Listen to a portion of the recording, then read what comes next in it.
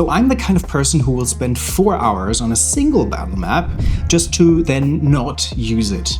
I'll just scrap it and start over because something was off. And if you're like me, you probably think the answer is just more. More detail, more hours, more stuff. If I only had more time to make the map.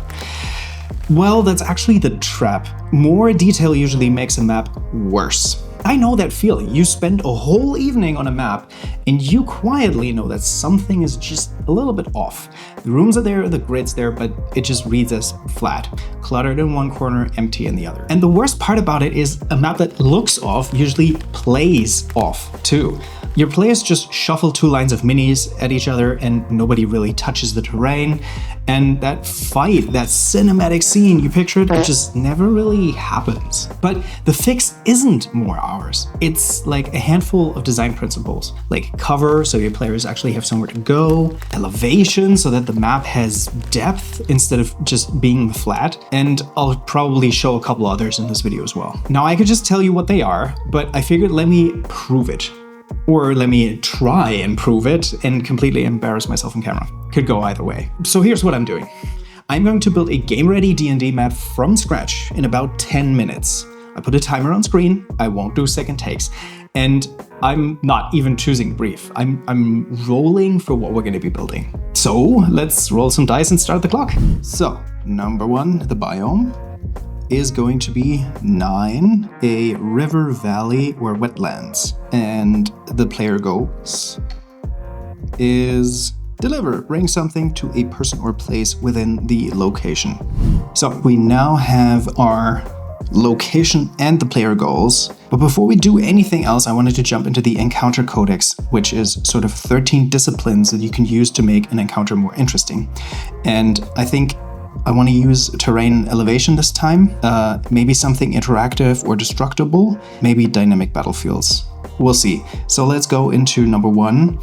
We could use high ground, we could use difficult terrain, but I think for this one, choke points and funnels could be interesting because it's already going to be like a river and a valley. So choke points and funnels are going to be absolutely our friend here. Now, when it comes to interactive and destructible, maybe this is something that doesn't usually come up, but in this instance, this is very, very cool. Let's try and build a breakable bridge in there as well. And then dynamic battlefields, let's say, I don't know, maybe rising and sinking terrain. Okay, so my mind is going already.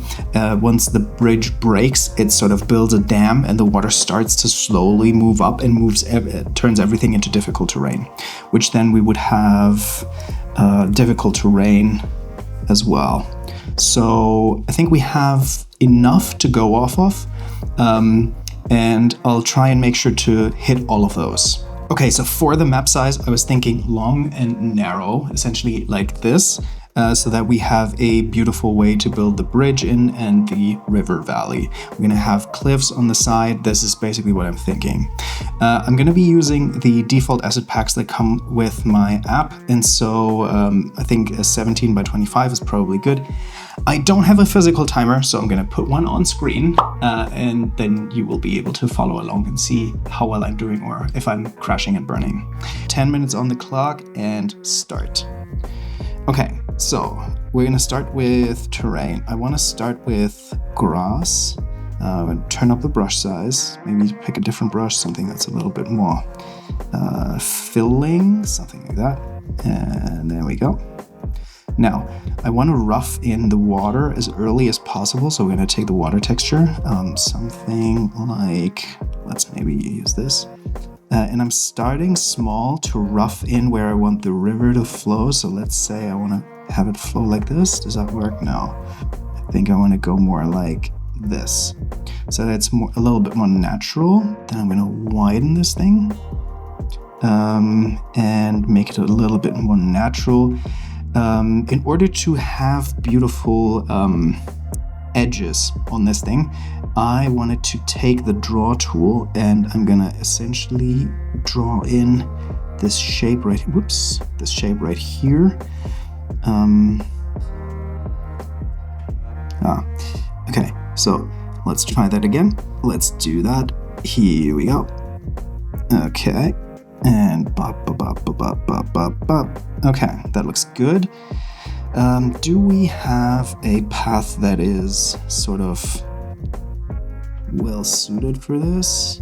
It doesn't look like it. Okay, so what we're gonna do is we're gonna take the curve tool instead, turn on the points, and sort of make like a shape for the water to flow into, something like that. And this is usually what I start with, is I try to rough in the terrain and then get to work basically on the flow of the map as soon as possible. So I rough in the terrain and then I start designing immediately, because for me, it's just so much simpler to have this to work from rather than trying to build the perfect terrain layer. I'll likely go back into the terrain layer later, but the clock is ticking, so I need to get a move on. Let's start another curve and do maybe something like this. So I'll just put a couple dots in and then adjust those to sort of match what I'm thinking. And I do not worry about this overlap here, or that the terrain is poking out under there. We can fix that later.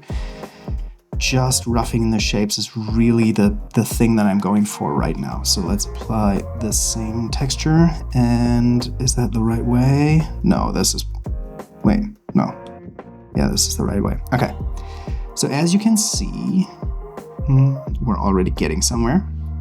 But I'm noticing that we need to sort of move away a little bit of this here. I need to paint over that. And, oops. And then a little bit over here. By the way, you can undo with 2 finger taps in this. So if you see me like undoing something quickly, that's what I'm doing here. And whoops. Okay, that looks sort of good. The edges look good. Okay, we're overlapping, so it's gonna get cut off anyways. Now let's make sure that okay, so we have basically the river. I wanna add a couple more shapes. Which is, I want to, let's deselect this one, and let's build sort of a ledge or something so that we don't have a ton of space here. Maybe something like, wait, let's make that a little bit more organic. Something like this maybe? So that we have some choke points, right? Here's a choke point, here's gonna be a choke point. There's not much space for the players to move to. And so we're gonna use that. I'm gonna check out if we can find a cool sort of texture that we can use here for the cliff face. Oh my god, I have 6 minutes left. I need to really get a move on. Okay, and then maybe, yeah, whoops, let's do another one on the other side so that it really becomes difficult. Okay, and that way we have elevation in there as well, right? Same thing, we're gonna flip the texture and then we're good. Okay, let's take more terrain and let's, for example, say that, I don't know, this up here should be, let's make that dark for now so we know that this is not where the players are supposed to be going. This is sort of, we're zoomed in and this is not movable terrain. If you wanted to, you could make it an elevation platform and the enemies could attack from up there as well, which could be interesting. But I'm choosing not to because I don't have the time to design everything. Okay.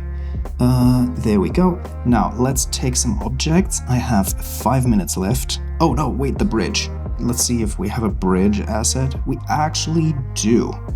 That looks good. Let's rotate that and put that right here. But I actually like the wooden bridge a bit more.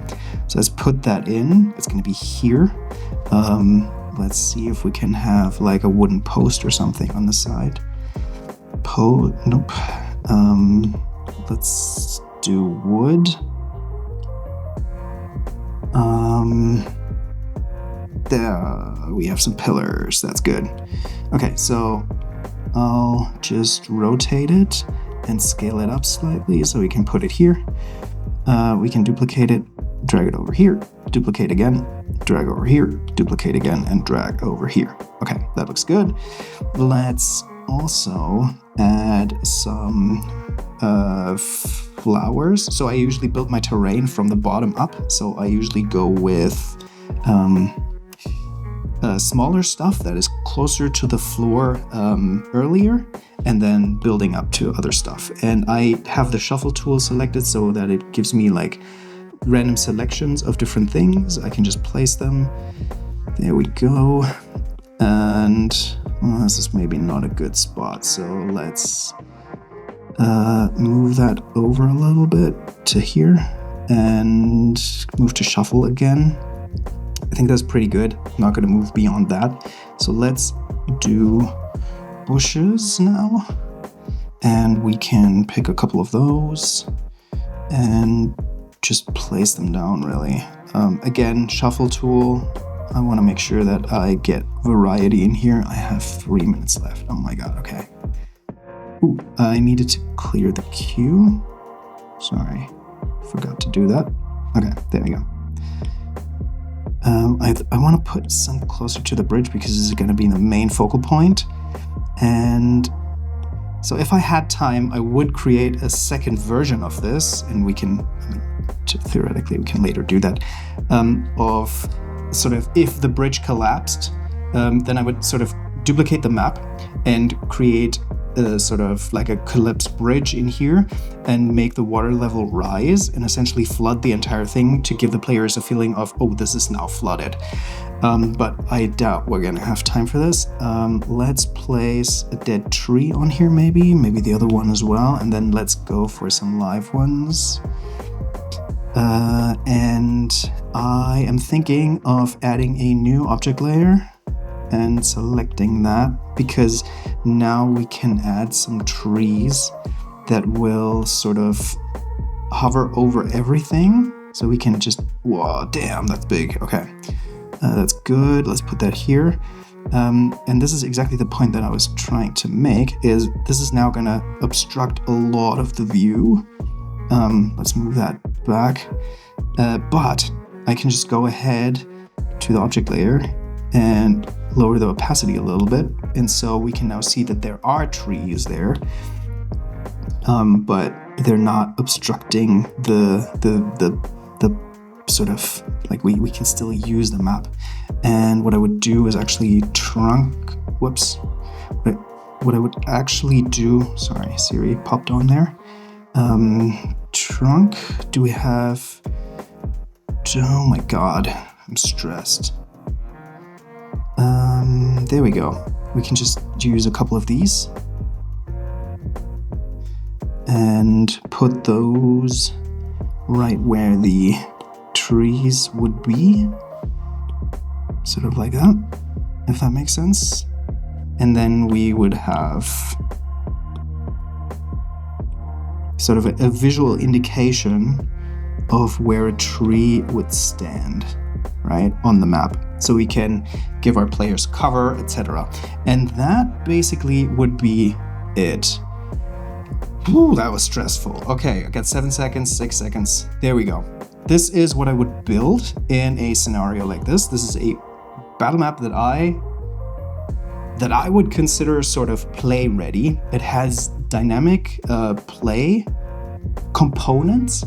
It has difficult terrain when the water rises, choke points here and here, so I made sure that the channels here are relatively small so that there's not a lot of space to move, so that the players really need to get tactical in how they attack the enemies.